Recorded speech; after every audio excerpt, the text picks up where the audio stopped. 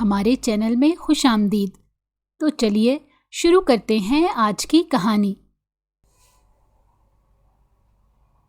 وہ محتاط انداز میں قدم اٹھاتے ہوئے آگے بڑھ رہی تھی۔ بہت ہی آرام سے اس نے تہہ خانے کا دروازہ کھولا اور چپکے سے اندر داخل ہو گئی۔ اس نے یقین دہانی کی تھی کہ کوئی بھی اس کے پیچھے نہ آئے۔ چہرے سے وہ کافی مطمئن نظر آ رہی تھی۔ اس نے ٹارچ نکالی اور وہاں بنی واحد الماری کی طرف بڑھ گئی۔ ابھی وہ دراز کی تلاشی لے رہی تھی کہ کسی نے کمرے کی لائٹ یکدم ہی جلا دی۔ اسے لگا اس کے قدموں کے نیچے سے زمین نکل گئی ہے۔ اس کا دل تیزی سے دھڑک رہا تھا۔ اسے لگ رہا تھا کہ اس کا آخری وقت آ گیا ہے۔ خوف کے مارے اس نے آنکھیں بند کر لیں۔ آلتو جلالتو آئی بلا ٹالتو، وہ دل ہی دل میں ورد کر رہی تھی۔ ارے سونیا، تم یہاں پر کیا کر رہی ہو؟ صاحب نے اس جگہ کی صفائی کرنے سے منع کیا ہے۔ جب اس نے شبو کی آواز سنی تو تیزی سے پلٹی۔ سامنے حویلی کی نوکرانی کو دیکھ کر اس کی پریشانی میں کمی واقع ہوئی۔ پھر وہ خفگی سے کہنے لگی، یہ کیا طریقہ ہے یوں کمرے میں داخل ہونے کا؟ تمہیں میں نے کتنی بار کہا ہے کہ آنے سے پہلے اپنی موجودگی کا پتہ دیا کرو۔ ابھی میرا دل باہر آنے کو تھا۔ تم تو ایسی باتیں کر رہی ہو جیسے تم یہاں پر چوری کرنے کے لیے آئی تھی، شبو نے منہ بناتے ہوئے کہا۔ چرانے ہی تو آئی تھی کچھ میں، وہ آہستہ آواز میں بڑبڑائی۔ تھوڑی اونچی آواز میں بات کرو، مجھے تمہاری آواز سنائی نہیں دے رہی، شبو نے تنگ ہوتے ہوئے کہا۔ تمہارے لیے یہ سننا ضروری نہیں ہے۔ اچھا چلو، اگر تم نہیں بتانا چاہتی تو نہ بتاؤ، لیکن ابھی اور اسی وقت یہاں سے باہر نکلو۔ صاحب کے آنے میں بس تھوڑا وقت باقی ہے۔ انہوں نے ہمیں یہاں دیکھ لیا تو ہماری شامت آ جائے گی۔ یار، میں سوچ رہی تھی اس جگہ کی صفائی کر لی جائے۔ تم خود ہی دیکھو کتنی دھول مٹی ہے۔ اب چونکہ شبو بھی وہاں پر آ گئی تھی اور اس کے پاس اچھا موقع تھا کہ وہ آرام سے اس جگہ کی تلاشی لے لیتی، اس لیے فوراً سے صفائی کا بہانہ کر لیا۔ یار، تم پاگل تو نہیں ہو گئی؟ یہاں پر میں تمہیں بتا رہی ہوں کہ شاہ جی کو یہ سب پسند نہیں ہے، اور دوسری طرف تم نے وہی رٹ لگائی ہوئی ہے۔ وہ کسی بھی صورت راضی نہیں ہو رہی تھی۔ نور کو سمجھ نہیں لگ رہی تھی کہ وہ کیا کرے، کیسے اسے منائے۔ تھوڑی دیر سوچنے کے بعد اس کی آنکھیں خوشی سے چمکنے لگیں۔ وہ دھیرے لہجے میں بولی، تم خود ہی مجھے کہتی تھی کہ تم نے شاہ جی کی فیوریٹ بننا ہے۔ اب جب میں تمہیں اس چیز کا موقع دے رہی ہوں تو تم موقع کا فائدہ نہیں اٹھا رہی۔ بعد میں کہیں ایسا نہ ہو کہ تمہیں نقصان سے دوچار ہونا پڑے۔ نور کی بات سن کر وہ جلدی سے سیدھی ہو کر کھڑی ہو گئی اور اس کی آنکھوں میں دیکھتے ہوئے اشتیاق سے کہنے لگی، تمہاری اس بات کا کیا مطلب؟ کیا اس جگہ کی صفائی کرنے سے میں شاہ جی کی فیوریٹ بن جاؤں گی؟ ہاں، اور نہیں تو کیا۔ وہ مجھ پر اسی وجہ سے نظر کرم کرتے ہیں کیونکہ میں ان کے کمرے کی صفائی کرتی ہوں، اور یہ کام میں بہت اچھے طریقے سے کرتی ہوں۔ اسی وجہ سے تو تم سب لوگوں کو میری مثالیں دی جاتی ہیں۔ اگر آج تم میری مدد کرو، ہم دونوں مل کر یہ صاف کر لیں گے۔ فکر مت کرو، میں صاحب کے سامنے اپنا نام نہیں لوں گی، بلکہ کہوں گی کہ یہ سب تم نے کیا ہے۔ شبو صدا کی بے وقوف لڑکی تھی، خوابوں کی دنیا میں جینے والی تھی۔ نور کی بات سن کر وہ پرجوش ہو گئی اور زور و شور سے ہاں میں سر ہلانے لگی۔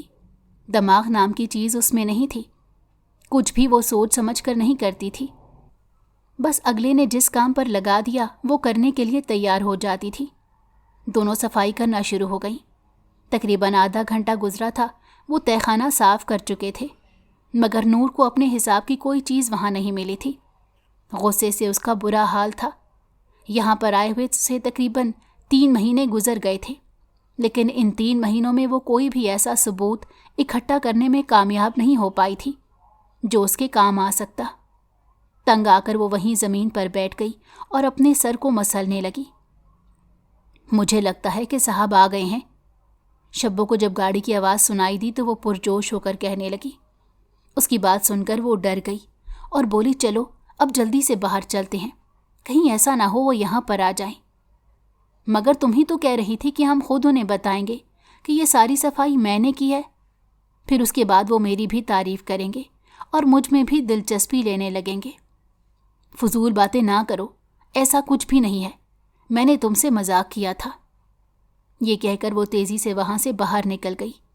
شبو اب وہاں پر اکیلی کھڑی تھی اور وہ بے یقینی سے اس کی پشت کو دیکھ رہی تھی۔ اس کی بدقسمتی یہ کہ اسی وقت ہی اون شاہ نے تہہ خانے کی طرف چلایا، کیونکہ اسے اپنے ملازم سے خبر مل چکی تھی۔ تم یہاں پر کیا کر رہی ہو؟ وہ اونچی آواز میں چلایا۔ شبو سر سے لے کر پاؤں تک کانپ گئی اور پھر ہچکچاتے ہوئے بولی، دراصل میں یہاں کی صفائی کر رہی تھی۔ تمہیں میں نے سمجھایا نہیں تھا کہ اس طرف تم نے قدم بھی نہیں بڑھانا؟ لیکن لگتا ہے تم لوگوں کو میری ایک بار کی کہی ہوئی بات سمجھ نہیں آتی۔ اب تم لوگوں کو کسی اور طریقے سے سمجھانا پڑے گا۔ ابھی اور اسی وقت میری نظروں سے اوجھل ہو جاؤ۔ آئندہ تم یہاں پر کام کے لیے نہیں آؤ گی۔ یہ کہہ کر وہ وہاں پر رکا نہیں تھا، بلکہ تیزی سے اپنے کمرے کی طرف بڑھ گیا تھا۔ شبو کی آنکھوں سے تیزی سے آنسو بہہ رہے تھے۔ اتنی مشکل سے تو اسے اس حویلی میں نوکری ملی تھی، لیکن اپنی بے وقوفی کی وجہ سے اس نے اس نوکری کو بھی گنوا دیا تھا۔ غصے سے وہ نور کے پاس گئی اور اس پر چلاتے ہوئے کہنے لگی، جب سے تم یہاں پر آئی ہو تب سے تم نے ہماری زندگی کو اجیرن بنایا ہوا ہے۔ آج تمہاری وجہ سے انہوں نے مجھے کام سے نکال دیا ہے۔ میرے ماں باپ بوڑھے ہیں، دونوں بیمار رہتے ہیں۔ مجھے یہاں سے جتنے بھی پیسے ملتے ہیں وہ سارے ان کے علاج میں نکل جاتے ہیں۔ اب میں کیسے گزارا کروں گی؟ یہ کہہ کر وہ پھوٹ پھوٹ کر رونے لگی۔ اسے اس طرح سے روتا دیکھ کر پریشان ہو گئی اور اسے تسلی دیتے ہوئے فکر مند لہجے میں بولی، میں خود صاحب سے جا کر بات کرتی ہوں، مجھے معاف کر دو، میں بس ایک چھوٹی سی شرارت کر رہی تھی۔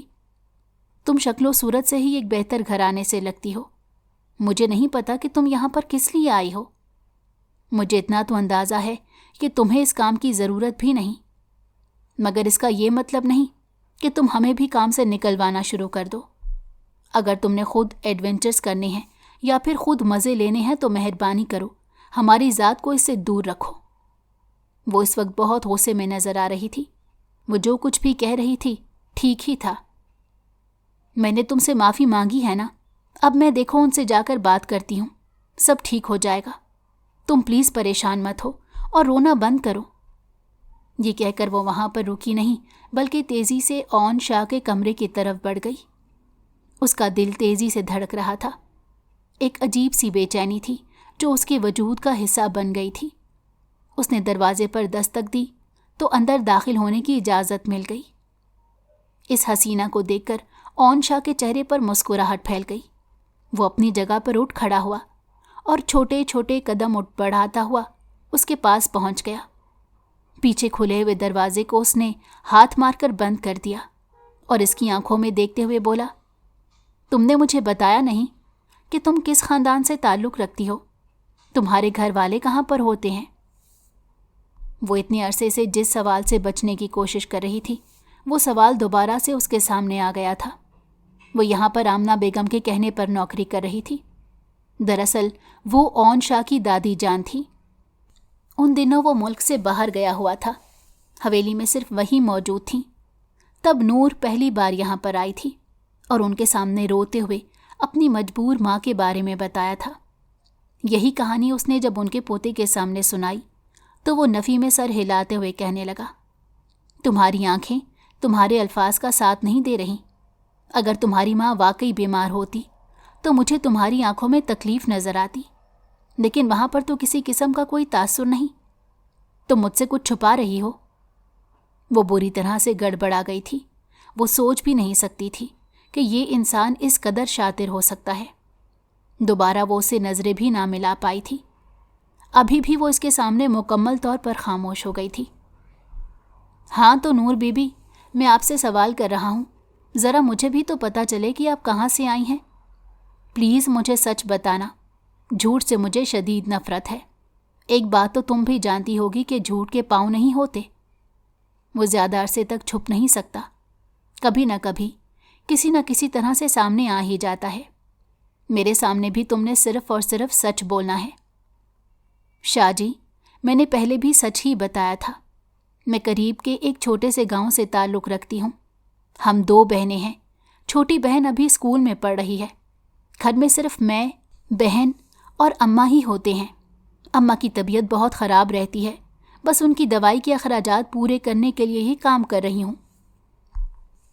تم تو کافی محنتی محسوس ہوتی ہو، اس نے عجیب سے انداز میں کہا، اور اسی وقت اس کے ہاتھوں کو پکڑتے ہوئے کہنے لگا، لیکن تمہارے ہاتھوں کو دیکھ کر لگ رہا ہے جیسے انہوں نے ایک لمبے عرصے تک کسی کام کو ہاتھ نہیں لگایا ہو۔ میں نے جہاں تک گاؤں کی زندگی کے بارے میں سنا ہے وہ تو بہت مشکل ہوتی ہے۔ تم ایک بار نوکرانی سے بات کر رہی تھی کہ وہاں پر تم لوگوں کو لکڑیوں پر آگ جلانی پڑتی ہے، دھوپ میں کام کرنا پڑتا ہے، مگر تمہارا یہ رنگ، تمہارے یہ ہاتھ اور تمہاری یہ خوبصورتی، یہ سب دیکھ کر مجھے ایسا کیوں لگ رہا ہے کہ تم یہاں پر کسی مقصد کے لیے آئی ہو، اور تمہاری حقیقت اس سے مختلف ہے جو تم مجھے بتا رہی ہو۔ بات کرتے کرتے اس کا لہجہ تلخ ہو گیا تھا۔ وہ اس کی آنکھوں میں دیکھ کر غراتے ہوئے بولا، تم یہ دعا کرو کہ اپنا مقصد پورا کر کے آسانی سے یہاں سے نکل جاؤ۔ اگر مجھے اس کے بارے میں پتہ چلا یا پھر کہیں سے بھی مجھے ذرا سی بھی خبر مل گئی تو میں تمہاری قبر اس حویلی کے اندر ہی بنا دوں گا، اور تم جانتی ہو کہ میں جو کچھ کہتا ہوں وہ کر کے دکھاتا ہوں۔ خوفزدہ تو میں کسی کے باپ سے بھی نہیں ہوتا۔ وہ پوری کی پوری کانپ رہی تھی۔ اسے اس طرح سے کانپتے دیکھ کر وہ مسکرانے لگا اور کہنے لگا، ارے تم تو مجھ سے ڈر ہی گئی، میں تو تم سے مذاق کر رہا تھا۔ وہ اچھی طرح سے جانتی تھی کہ یہ مذاق نہیں تھا، یہ دھمکی تھی جو اسے دی گئی تھی، مگر وہ بھی اپنے نام کی ایک تھی۔ فوراً سے اپنی آنکھوں میں آنسو لا کر اور چہرے پر معصومیت سجا کر کہنے لگی کہ یقین دلانا سب سے مشکل کام ہے، اور ایسے انسان کو جو آپ پر شک کرتا ہو اسے اپنے بارے میں بتانا دنیا کا سب سے مشکل ترین عمل ہے۔ میں خود اپنے آپ کو اچھے طریقے سے جانتی ہوں، مجھے پتا ہے کہ میں سچ بول رہی ہوں، اس لیے مجھے کسی کے شک کرنے سے فرق نہیں پڑتا۔ نہیں نور بی بی، اب ایسا نہیں کہہ سکتی آپ کو فرق پڑنا چاہیے، کیونکہ آپ کی روزی روٹی اسی وجہ سے چل رہی ہے، کیونکہ آپ کو یہاں پر کام ملا ہوا ہے۔ جس دن آپ یہاں سے بے دخل ہو گئیں اس دن تو آپ کی روزی روٹی بھی رک جائے گی۔ وہ معنی خیز انداز میں بات کر رہا تھا۔ روزی روٹی کا مطلب کیا تھا نور بہت اچھے طریقے سے جانتی تھی، مگر وہ اس وقت کچھ بھی کہہ کر اس شک کو مزید مضبوط نہیں کرنا چاہتی تھی، اسی وجہ سے خاموشی سے سر جھکا کر کھڑی ہو گئی۔ اب تو اسے شبوں کے لیے بات کرتے ہوئے بھی مشکلات پیش آ رہی تھی۔ وہ چند لمحوں تک اپنے ہاتھ مسلتی رہی اور پھر دھیمی آواز میں بولی، آپ نے شبوں کو نوکری سے کیوں نکالا ہے؟ کیونکہ اس نے میرے حکم کی خلاف ورزی کی تھی۔ جب میں نے کہہ دیا ہے کہ کوئی بھی اس جگہ کی طرف نہ جائے، مگر وہاں پر تو ایسا کچھ بھی نہیں ہے۔ بے ساختہ ہی اس کی زبان پھسلی۔ اس نے اس کی حالت کے چہرے کی طرف دیکھا اور بولا، تو یقیناً تم نے ہی اسے وہ سب کچھ کرنے کو کہا ہوگا۔ اس کا چہرہ یکدم ہی غصے سے لال ہو گیا تھا۔ اس کا بس نہیں چل رہا تھا کہ سامنے کھڑی لڑکی کی حقیقت کو ساری دنیا کے سامنے لے کر آ جائے۔ پتہ نہیں یہ کون تھی اور کیا چاہتی تھی اور کس مقصد سے یہاں پر آئی تھی۔ اس نے اس کی تصویر اپنے ایک DSP دوست کو دی تھی، مگر اس نے بھی پہچاننے سے انکار کر دیا تھا کہ وہ اس کے بارے میں کوئی ڈیٹا نہیں نکال پایا۔ کبھی کبھار تو وہ اسے کسی اور ہی دنیا کی مخلوق محسوس ہوتی تھی۔ جی وہ بہت گندا ہو رہا تھا، مگر مجھے اندازہ نہیں تھا کہ آپ نے منع کیا ہوا ہے۔ معاف کر دیں، دوبارہ شکایت کا موقع نہیں دوں گی۔ اب کی بار وہ دھیمے لہجے میں بولی۔ نہ چاہتے ہوئے بھی اون شاہ نے اسے معاف کر دیا اور پھر وہاں سے چلے جانے کا کہا۔ وہ جلدی سے کمرے سے باہر نکلی اور اپنے سینے پر ہاتھ رکھ کر دل کی دھڑکن کو محسوس کرنے لگی، جو اس وقت بہت تیزی سے چل رہی تھی۔ یا اللہ، کوئی انسان اس قدر شاطر کیسے ہو سکتا ہے؟ اس نے دل ہی دل میں سوال کیا۔ شکر ہے یہ انسان سارا دن حویلی کے اندر موجود نہیں ہوتا، ورنہ میری حرکتوں کو دیکھ کر تو یہ فوراً ہی پتہ لگا سکتا ہے کہ میں یہاں پر کس کام کے سلسلے میں آئی ہوں۔ حویلی کا سارا کام ختم ہو گیا تھا۔ اس کی خوش قسمتی یہ تھی کہ اسے یہاں پر کھانا بنانے کے لیے رکھا گیا تھا۔ کوکنگ کا تو اسے بچپن سے ہی بہت شوق تھا، مگر اس کی ماں اسے کچن میں جانے کی اجازت نہیں دیتی تھی۔ ان کی حویلی میں بھی بہت سارے ملازم موجود تھے جنہوں نے نظام سنبھالا ہوا تھا۔ حویلی کی لڑکیوں کو شہزادیوں کی طرح رکھا جاتا تھا۔ کوئی بھی اٹھ کر کام نہیں کرتی تھی، سارے کام ملازمائیں کرتی تھیں۔ حویلی کی لڑکیوں کو بھی کاموں میں کوئی دلچسپی نہیں رہی تھی سوائے اس کے۔ اسے کھانا بنانے کا بہت شوق تھا۔ ہر روز ہی وہ رات کے وقت چھپ کر کچن میں چلی جاتی تھی اور کوئی نہ کوئی نئی ڈش بناتی تھی۔ ایسے اس کی کوکنگ بہت اچھی ہو گئی۔ جب اس کی ماں کو پتہ چلا تو پہلے تو وہ یقین ہم کر سکی کہ ان کی لاپرواہ بیٹی بھی کسی کام میں ماہر ہو سکتی ہے، مگر پھر انہوں نے کبھی بھی اسے کھانا بنانے سے منع نہیں کیا۔ اکثر جب اس کا دل کرتا تھا تو وہ کھلے عام کچن میں چلی جاتی تھی۔ ابھی اس کی یہی کوکنگ اس کے کام آئی تھی۔ اس نے دل ہی دل میں شکر ادا کیا کہ کوئی تو ہنر اس کے پاس موجود ہے جس کے بل بوتے پر وہ ایک بہت بڑے مشن پر نکلی ہے۔ اون شاہ، صرف اور صرف وہ چیز ایک بار میرے ہاتھ لگنے دو، پھر دیکھو میں تمہارے ساتھ کیا سلوک کرتی ہوں۔ میں نے تمہیں دن میں تارے نہ دکھا دیے تو میرا نام بھی نور شاہ نہیں۔ اس نے دل ہی دل میں خود سے وعدہ کیا اور پھر سونے کے لیے چلی گئی۔ تھکاوٹ بہت زیادہ ہو گئی تھی جس کی وجہ سے 5 منٹ کے اندر اندر وہ گہری نیند سو گئی۔ تقریباً 1 گھنٹہ گزرا تھا کہ کمرے کا دروازہ کسی نے آہستگی سے کھولا اور چھوٹے چھوٹے قدم اٹھاتا ہوا اندر داخل ہوا۔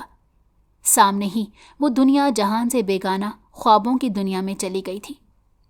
اون شاہ کے لبوں پر مسکراہٹ آ گئی۔ وہ نہیں جانتا تھا کہ اس لڑکی میں ایسی کون سی کشش ہے جو اسے اس کی طرف کھینچتی ہے، مگر اب وہ اس بات سے انکار نہیں کر سکتا تھا کہ یہ لڑکی اس کے دل کی ملکہ بن گئی ہے۔ اس نے کبھی بھی کسی سے محبت نہیں کی تھی، بلکہ وہ تو ایک ایسا انسان تھا جو لڑکیوں سے 100 فٹ کی دوری پر رہتا تھا۔ اسے لڑکیوں کے جھمگٹے سے کوفت محسوس ہوتی تھی۔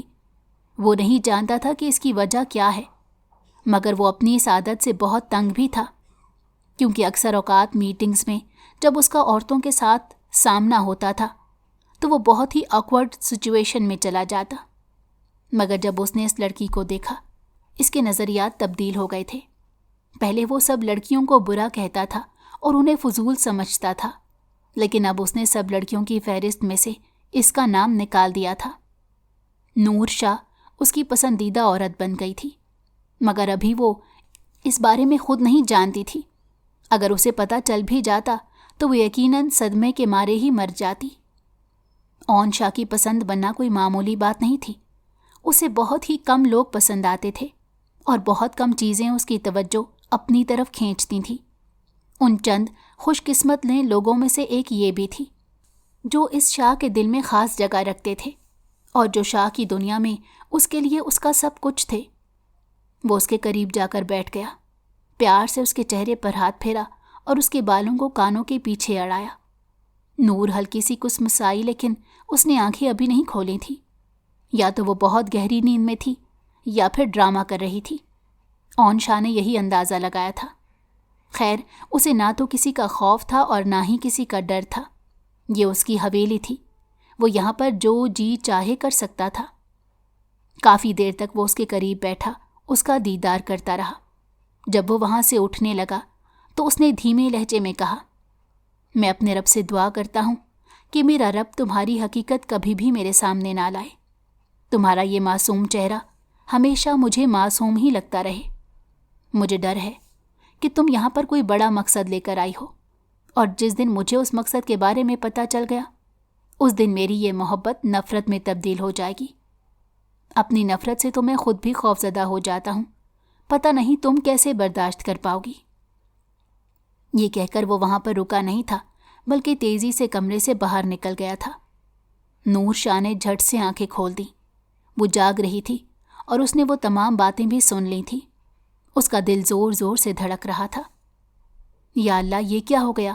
یہ انسان تو مجھ سے محبت کرنے لگا ہے، کہیں ایسا نہ ہو اب میں بڑی مشکل میں پھنس جاؤں۔ اس نے خود سے کہا، کوئی بات نہیں، جب تک اسے میری حقیقت کے بارے میں پتہ چلے گا تب تک میں یہاں سے بہت دور جا چکی ہوں گی۔ بس اب مجھے جلد از جلد وہ چیز تلاش کرنی ہے، میرے پاس زیادہ وقت بھی نہیں ہے۔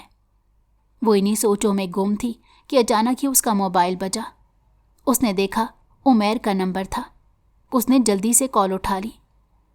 تمہیں اندازہ بھی ہے کہ پہلے ہی یہ مشن کتنا لیٹ ہو گیا ہے؟ اگر تم نے مزید دیر کی تو سب کچھ ختم ہو جائے گا۔ میں جانتی ہوں اور میں معافی بھی چاہتی ہوں، مجھے صرف اور صرف 2 دن کا وقت دے دو. میں تم سے وعدہ کرتی ہوں کہ ان 2 دنوں کے اندر میں وہ تلاش کرنے میں کامیاب ہو جاؤں گی جس کے بعد ہماری زندگیاں سنور جائیں گی. ایسا ہی ہو تو بہتر ہے، ورنہ ہم برباد بھی ہو سکتے ہیں، اور تمہیں پتہ ہے اس بار کوئی ہمیں بچانے والا بھی نہیں ہوگا. عمیر نے فکر مند لہجے میں کہا. کافی دیر تک تو وہ دونوں ایک دوسرے سے بات کرتے رہے. عمیر اسے ہر چیز اچھے طریقے سے سمجھا رہا تھا اور اسے احتیاط کرنے کی ہدایت کر رہا تھا. نور نے اسے تسلی دی اور کہا، میں کوئی چھوٹی بچی نہیں ہوں جو اپنے مقصد سے بھٹک جاؤں گی، اور نہ ہی میں نے کچی گولیاں کھیلی ہیں. تم دیکھو کہ میں اون شاہ کو کیسے برباد کرتی ہوں. میں اس کی محبت اس کے اوپر عذاب بنا دوں گی. جس طرح سے اس نے ہم لوگوں کو تباہ و برباد کیا ہے، بالکل اسی طرح اسے بھی برباد کر دوں گی.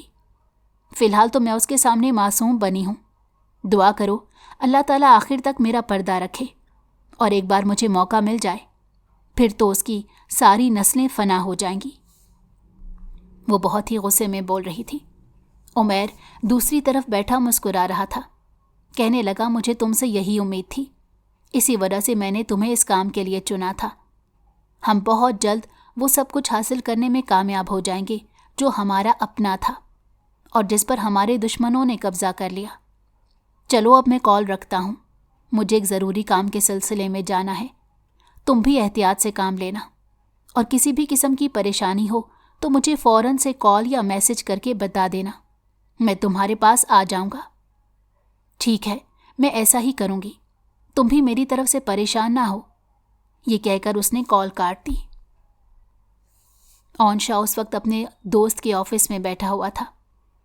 کیا تمہیں یقین ہے کہ یہ لڑکی مشکوک ہے؟ اس نے 1000 بار پوچھا جانے والا سوال دوبارہ سے پوچھ دیا.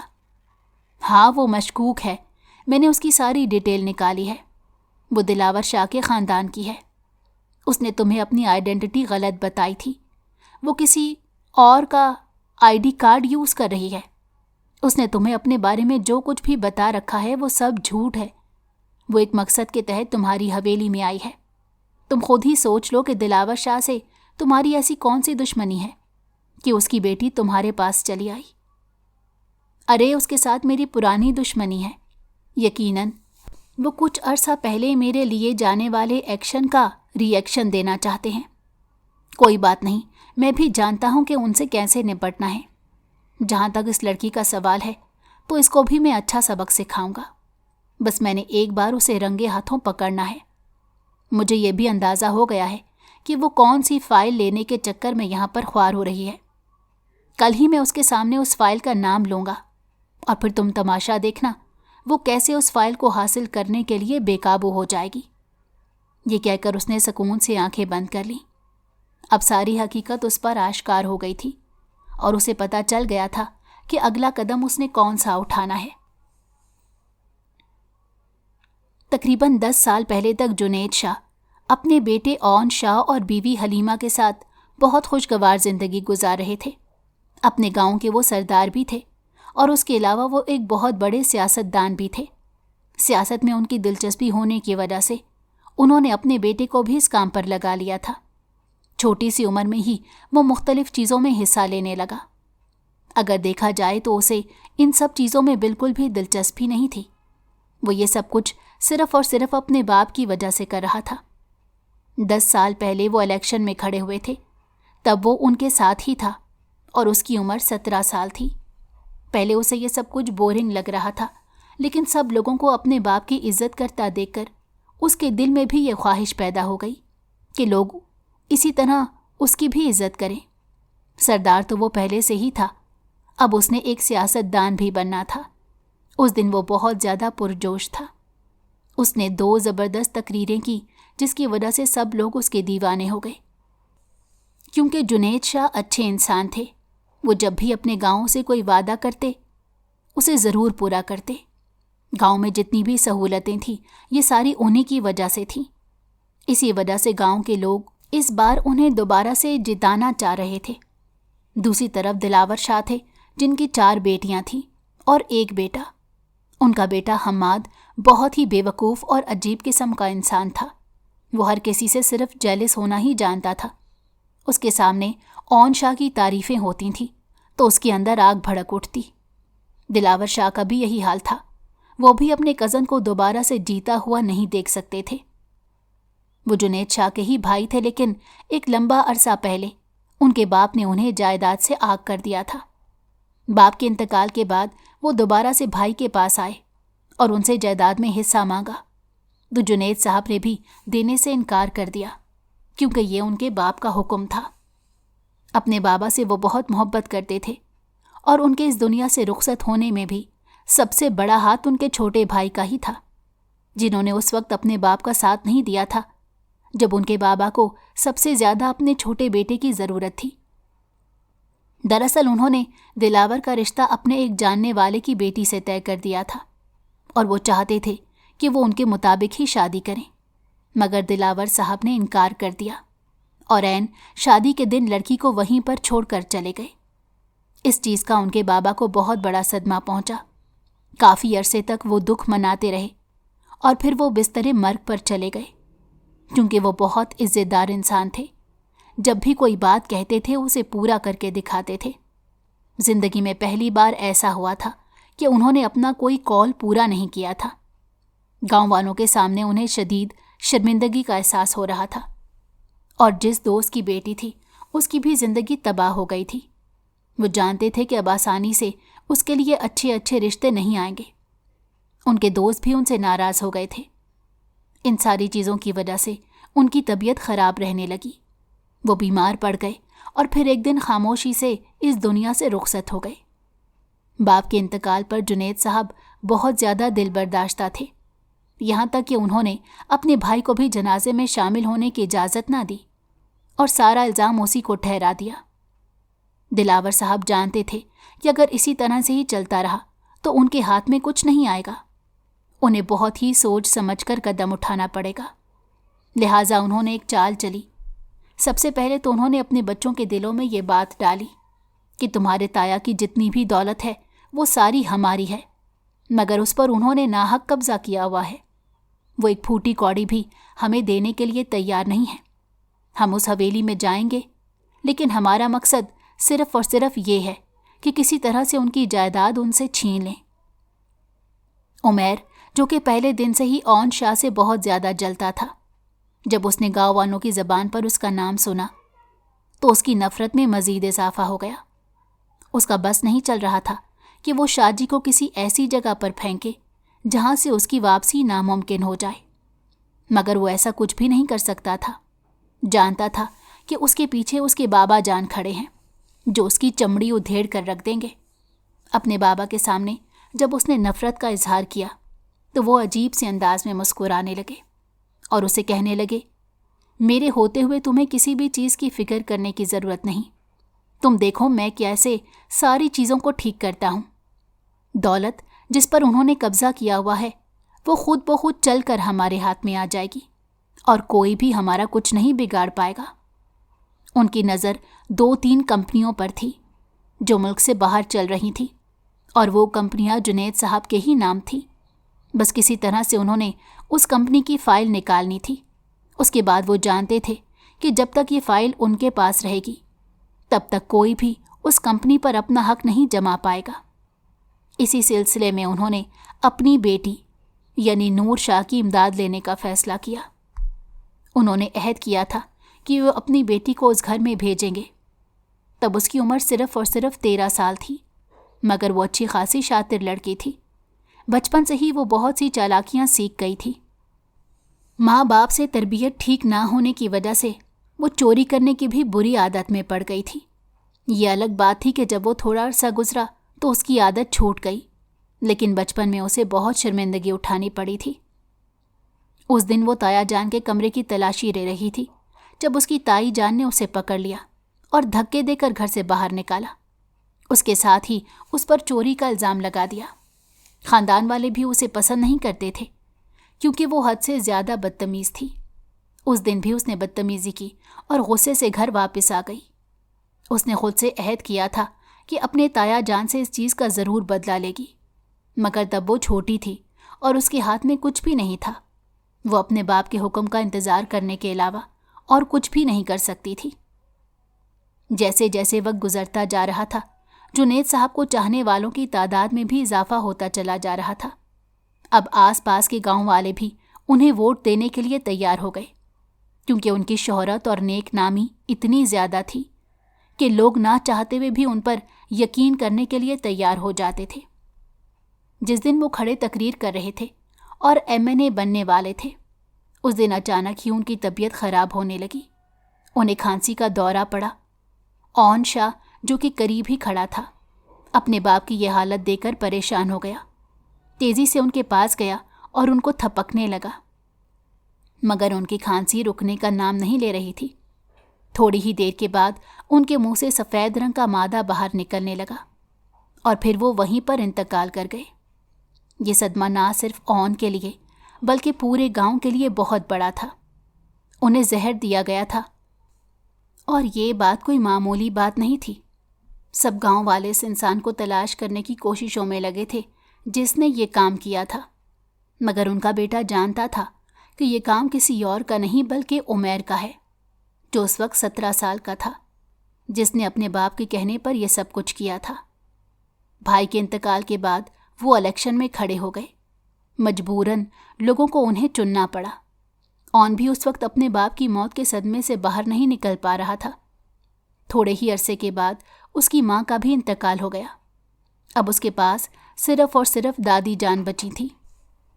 सारी दौलत अभी भी उसी के पास थी।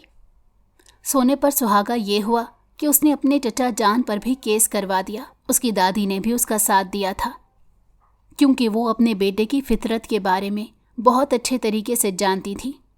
उन्हें पता था कि दिलावर अपना मकसद हासिल करने के लिए किसी भी हद से गुजरने के लिए तैयार हो जाता है, और जहाँ तक किसी की जान लेने का सवाल था तो ये तो उसके लिए बहुत मामूली बात थी। उसमें तो पहले ही शर्मो हया मौजूद नहीं थी और ना ही उसमें ईमान बाकी था, इसीलिए उसे किसी भी चीज़ की उम्मीद रखी जा सकती थी। इन केसेस से बचने के लिए मुल्क से बाहर फरार हो गए, लेकिन जाने से पहले वो कंपनी के कागजात लेने में भी कामयाब हो गए थे। वहाँ पर जाकर उन्होंने तीनों कंपनियाँ बेच दी और अपना छोटा सा कारोबार शुरू कर लिया। बिजनेस में तो उन्हें पहले भी बहुत ज़्यादा दिलचस्पी थी और वो इल्म भी रखते थे। थोड़े ही अरसे के बाद वो काफ़ी तरक्की कर गए, मगर जैसे जैसे उनके बच्चे जवान हो रहे थे वैसे वैसे उनके दिलों में ओन शाह के लिए नफ़रत बढ़ती चली जा रही थी। उन्हें सिर्फ और सिर्फ ये पता था कि इस शख्स ने उनका हक खाया हुआ है, जो वो किसी भी सूरत उन्हें बख्श नहीं सकते। जहाँ तक नूर शाह का सवाल था, वो बचपन की इज़्ज़त अफजाई अभी तक नहीं भूली थी। हालांकि वो जानती थी कि इस सब में उसी की गलती है, मगर वो इंसान ही क्या जो अपनी गलती खुद मान ले। इंसान की हमेशा यही कोशिश होती है कि वो अपना जुर्म किसी और के सर पर डालकर उससे हमेशा हमेशा के लिए रिहा हो जाए। वो ज़मीर की अदालत में जाने से हमेशा खौफज़दा होता है, इसी वजह से दूसरों पर इल्ज़ाम डालता रहता है। इससे उसे वक्ती तौर पर सुकून तो मिल ही जाता है, लेकिन एक ना ख़त्म होने वाली बेचैनी शुरू हो जाती है, जिसका सिलसिला उस वक्त तक चलता रहता है जब तक वो अपने इस गुनाह को कबूल नहीं कर लेता और उसकी अपने रब से सच्ची माफ़ी नहीं मांग लेता। नूर शाह के साथ भी यही सब कुछ चल रहा था, मगर वो जानबूझकर नज़रअंदाज कर रही थी। अभी कुछ अर्सा पहले ही उमैर के साथ उसने हवेली जाने का फ़ैसला किया था, क्योंकि इस वाक़े को 10 साल गुजर चुके थे। अभी उसकी उम्र 23 साल हो गई थी। वो एक खूबसूरत हसीना थी। कोई भी उसे देखता तो पहली ही नज़र में उसका दीवाना हो जाता। अपनी सारी ज़िंदगी उसने मुल्क से बाहर गुजारी थी। अभी जब वो दोबारा से पाकिस्तान गई तो उसे बहुत सी मुश्किलात का सामना करना पड़ा। सबसे बड़ी मुश्किल तो ये थी कि हवेली के माहौल में एडजस्ट होना उसके लिए नामुमकिन बन गया था। उसे जो कमरा दिया गया था वो भी बहुत गंदा था। सफाई का बिल्कुल भी इंतज़ाम नहीं था। अगर वो किसी नौकरानी को सफाई करने के लिए कहती तो वो आगे से कूड़ा सा जवाब दे देती कि हम तुम्हारी नहीं बल्कि इस हवेली में रहने वालों की नौकरानियां हैं। हम वही बात मानेंगे जो करने के लिए वो हमें कहेंगे। इस हवेली में तो वो अपनी दादी जान की वजह से दाखिल हो गई थी। उस नेक औरत से उसे दिली वाबस्तगी थी। बचपन से ही उसकी ख्वाहिश थी कि वो अपनी दादी जान के पास रहे, लेकिन अपने कज़न की वजह से वो ख्वाहिश को पाया तकमील तक नहीं पहुंचा पाई थी। اسی وجہ سے اسے اون سے حد سے زیادہ نفرت تھی۔ ابھی اس نے وہ فائلز اٹھانی تھی جس میں یہ گھر اور باقی تمام پراپرٹیز اس کے بابا کے نام تھی، کیونکہ اس کے دادا جان نے صرف زبانی اس بات کا اعتراف کیا تھا کہ وہ اپنے بیٹے کو جائیداد سے آگ کر رہے ہیں۔ قانونی کارروائی نہیں ہوئی تھی اور نہ ہی کسی قسم کے کوئی کاغذات بنائے گئے تھے۔ بعد میں ان کا انتقال بھی ہو گیا تھا، جس کی وجہ سے صرف چند گواہوں کے علاوہ اور کوئی ثبوت بھی نہیں تھا۔ اگر وہ فائلز ان کے ہاتھ لگ جاتی تو وہ اپنا سب کچھ حاصل کرنے میں کامیاب ہو جاتے۔ اگلے دن اون شاہ نے جان پوچھ کر شبو کو لائبریری کی چابی دی اور اسے کہا کہ وہاں پر میں نے اپنی کچھ ضروری فائلز رکھی ہیں، ان کا خیال رکھنا۔ اس بار کسی بھی قسم کی نادانی یا بے وقوفی نہیں کرنا، ورنہ مجھ سے برا کوئی نہیں ہوگا۔ یہ کہہ کر وہ تیزی سے گھر سے باہر نکل گیا۔ دوسری طرف شبو اپنے کمرے میں چلی گئی اور وہ چابی اپنی الماری میں سنبھال کر رکھ دی۔ اس کے کمرے سے نکلنے کے بعد نور بھی کمرے میں داخل ہو گئی۔ تھوڑی ہی دیر کے بعد وہ اس کمرے میں موجود تھی۔ جب فائلز اس کے ہاتھوں میں پہنچی تو اس کے لبوں پر مسکراہٹ پھیل گئی۔ 3 مہینوں سے وہ جو چیز حاصل کرنے کی کوشش میں لگی ہوئی تھی، آخر وہ اس میں کامیاب ہو گئی۔ اس سے پہلے کہ وہ وہاں سے نکلتی، اچانک ہی اسے اپنے کندھے پر کسی کے لمس کا احساس ہوا۔ اس نے گردن موڑ کر دیکھا تو ایک لمحے کے لیے اسے لگا وہ اگلی سانس نہیں لے پائے گی۔ سامنے کوئی اور نہیں بلکہ اون شاہ کھڑا تھا۔ تمہیں کیا لگتا تھا تم آسانی سے یہاں پر آؤ گی اور پھر چلی بھی جاؤ گی؟ مجھے پتہ نہیں چلے گا۔ یہ صرف اور صرف تمہاری غلط فہمی تھی بی بی۔ مجھے پہلے ہی دن تم پر شک ہو گیا تھا۔ جب میں نے تمہارے چہرے کو دیکھا تو میں نے اندازہ لگا لیا تھا کہ تم ہی میری وہ کزن ہو جس کو ایک لمبا عرصہ پہلے میرے گھر والوں نے چوری کرتے ہوئے رنگے ہاتھوں پکڑا تھا۔ تم تو ایک زمانے میں چور بھی رہ چکی ہو۔ میں تو سوچ رہا تھا کہ اب تک تم وہ کام ختم کر چکی ہوگی اور کوئی اچھا کام شروع کر دیا ہوگا، مگر لگتا ہے تمہاری پرانی عادت ابھی چھوٹی نہیں۔ وہ اسے صاف الفاظ میں چور بول رہا تھا۔ اس کی بات سن کر وہ بھڑک اٹھی اور چیختے ہوئے کہنے لگی، خبردار جو تم نے کوئی بھی بکواس کرنے کی کوشش کی، ورنہ مجھ سے برا کوئی نہیں ہوگا۔ میں یہاں پر اپنا حق لینے کے لیے آئی ہوں۔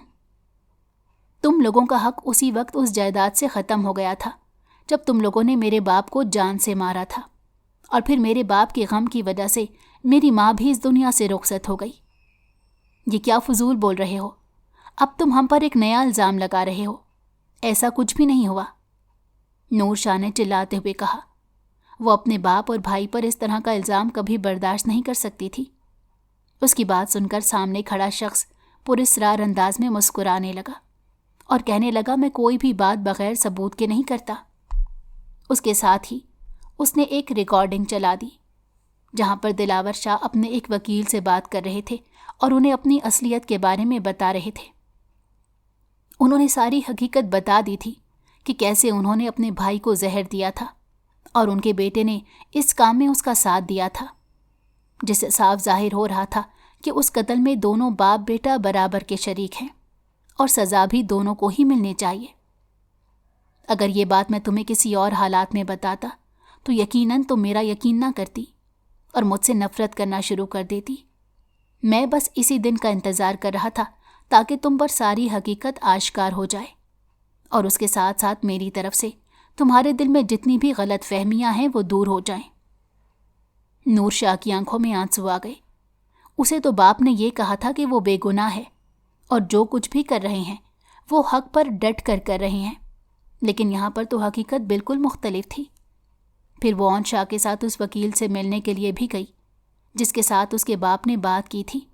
اس کے پاس بھی کچھ ویڈیوز پڑی ہوئی تھیں جس میں اس کا باپ اپنے گناہ کا اعتراف کر رہا تھا، لیکن چونکہ وہ پاکستان میں نہیں تھا اور کسی کو بھی اندازہ نہیں تھا کہ وہ کہاں پر موجود ہے، اسی وجہ سے کوئی بھی اس کے خلاف کیس نہیں کر پا رہا تھا اور نہ ہی پولیس کچھ کر سکتی تھی۔ اون شاہ نے سنجیدگی سے سامنے کھڑی اپنی کزن کے چہرے کی طرف دیکھا اور پھر بولا، ایک لمبے عرصے سے میرے دل میں انتقام کی آگ بھڑک رہی ہے۔ میں اپنے باپ کی موت کو بھلا نہیں پا رہا۔ میں نے چچا جان کو معاف کرنے کی کوشش کی، لیکن میں اس میں بھی ناکام رہا ہوں۔ जब तक मैं उन्हें जेल की सलाखों के पीछे नहीं देखूंगा तब तक मुझे सुकून नहीं मिलेगा। और इस काम में तुम मेरा साथ दोगी। तुम अपने बाप और भाई को यहाँ पर बुलाओगी। वो उससे दरख्वास्त कर रहा था और उसकी मिन्नतें कर रहा था। तकलीफ के मारे नूर ने अपनी आंखें बंद कर लीं। ये उसके लिए बहुत मुश्किल काम था। वो बाप जिसने उसकी परवरिश की थी, उसकी ख्वाहिश मुंह से निकलने से पहले पूरी कर देता था, आज वो उसके खिलाफ जाने वाली थी। मगर अपने बाप के खिलाफ ना जाकर भी वो किसी के साथ ज्यादती करती। और यूं फिर उसने हक के फैसले पर खड़े होने का फैसला किया। अपने बाप और भाई को उसने कॉल करके पाकिस्तान बुलवा लिया, लेकिन वो वहाँ पर ऑन और पुलिस को लेकर चली गई। उन तमाम वीडियोज़ और रिकॉर्डिंग के पेश नज़र दोनों बाप बेटे को जेल की सज़ा हो गई। नौशीन बेगम तो पहले ही अपने शौहर के करतूतों की वजह से बहुत तंग थी। उसकी वजह एक और ये भी थी कि उनके शौहर ने उनके भाई को भी जान से मारा था और फिर बाद में मुकर गए थे। इस बारे में सिर्फ और सिर्फ दोनों मियाँ बीवी जानते थे। अब जब वो अपने शौहर को जेल में कैद होता देखती तो उन्हें बहुत सुकून महसूस होता, क्योंकि ये इंसान उसी दिन उनके दिल से उतर गया था जब उसने इनके भाई के साथ जुल्म किया था। वो कुछ भी माफ़ कर सकती थी, लेकिन यूं अपने भाई को जान से मार देने वाले को कभी नहीं बख्श सकती थी। कभी कभार उनके दिल में आता कि वो खुद ही अपनी सास को कॉल करके बता दें कि वो लोग कहाँ पर मौजूद हैं, लेकिन फिर अपने बच्चों का सोचते खामोश हो जाती थी। सिर्फ वही थी जिन्होंने अपनी बेटी को शाबाश दी थी, वरना बाकी तमाम बहनें नूर शाह से नाराज़ हो गई थी। कोई भी उसे बात नहीं कर रहा था। वो मुकम्मल तौर पर तन्हा हो गई थी। जिस दिन उसका बाप और भाई जेल गए थे, उस दिन दादी से मिलने के बाद वो एक फ्लैट में रहने लगी थी। वहाँ पर रहते हुए से तकरीबन 1 हफ्ता गुजरा था जब अचानक से दरवाजे पर दस्तक हुई। खोला तो सामने वही दुश्मने जां खड़ा था। हमेशा की तरह उसके लबों पर प्यारी सी मुस्कुराहट फैली हुई थी। वो छोटे छोटे कदम उठाता अंदर दाखिल हुआ और उसके ऐन सामने जाकर खड़ा हो गया। एक घुटना ज़मीन पर टिका कर बैठा और उसके सामने अंगूठी निकाल कर बोला, मैं तुम्हें अपनी सल्तनत की मलका बनाना चाहता हूँ। क्या तुम मेरी मलका बनने का शर्फ हासिल करना पसंद करोगी? वो ये सब देखकर बहुत हैरान हो गई। उसे समझ नहीं आ रहा था कि वो क्या करे। उसके बाबा ने इस इंसान के बाबा को कत्ल किया था, मगर उसके बावजूद भी वो उससे मोहब्बत का इजहार कर रहा था और उसे अपनी ज़िंदगी में शामिल होने को कह रहा था। हम दोनों एक दूसरे के लिए नहीं। इससे पहले कि वो मज़ीद कुछ कहती, वो गुस्से में बोला, मैंने तुम्हें ये नहीं कहा कि तुम कोई फ़लसफ़ा पेश करो, बल्कि मैं तुमसे तुम्हारी मर्ज़ी पूछ रहा हूँ। क्या तुम मेरी ज़िंदगी में शामिल होना पसंद करोगी? क्या तुम मुझे इस काबिल समझती हो कि मुझे अपनी ज़िंदगी में सबसे ज़्यादा अहमियत वाला मुकाम दो? वो चंद लम्हों के लिए खामोश हो गई और फिर मुंह बनाते हुए बोली, तुमने मुझे एक बार चोर भी कहा था। वो तो मैं तुम्हें अभी भी कहता हूँ। हैरत से उसका मुंह खुला का खुला रह गया। क्या तुमने मेरा दिल चोरी नहीं किया? उसके यूं बात घुमाने पर वो उसे देखते ही रह गई और फिर खिलकर मुस्कुरा दी। अगर आपको हमारी कहानी पसंद आई हो तो हमारे चैनल को लाइक करें और सब्सक्राइब कर दें। बेल नोटिफिकेशन को भी ऑन कर दें ताकि हमारी आने वाली हर मज़ेदार कहानी आपको वक्त पर मिलती रहे।